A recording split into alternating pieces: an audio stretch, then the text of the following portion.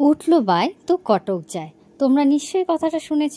তো আমাদের ক্ষেত্রে না একদম প্রযোজ্য। কেন বলছি, মানে দেখো আমাদের চা খাওয়ার মানে সন্ধেবেলাতে বাই উঠেছে, তো নারান্দার কাছে মানে স্পেশাল যে চা সেটা পাইনি বলে ঘুরতে ঘুরতে ঘুরতে ঘুরতে দেখো আমরা চলে গেছি কেটলিতে।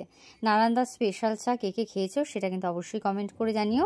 নারান্দার স্পেশাল চাটা পাওয়া যাচ্ছে তোমার ওই যে গঙ্গার ধারে কেন কলেজের ঘাটটা পার করে, তারপরে যে জগন্নাথ দেবের মন্দিরটা আছে আর একটু এগিয়ে গিয়ে ওখানেই বসে। তো ওই দেখো আমরা চলে গেছি সেদিন কেটলিতে। সত্যি কথা বলতে কি আমাদের অনেক দিন থেকেই ইচ্ছে ছিল এখানে ঢোকার। জায়গাটা বেশ, পরিবেশটা খুব সুন্দর। তো আমরা যে যার মতো জায়গা ধরে এখানে বসে পড়েছি, বাচ্চারা খেলাধুলা করছে। প্রথমে ফার্স্টে যেটা অর্ডার দেওয়া হলো সেটা হলো মালাই চা, সেটা নাকি খুব ভালো ছিল। আর এদিকে দুষ্টুপুরি আর হচ্ছে আমার সোনাই দেখো চায়ের দিকে তাকিয়ে আছে কেমন করে খাবে বলে।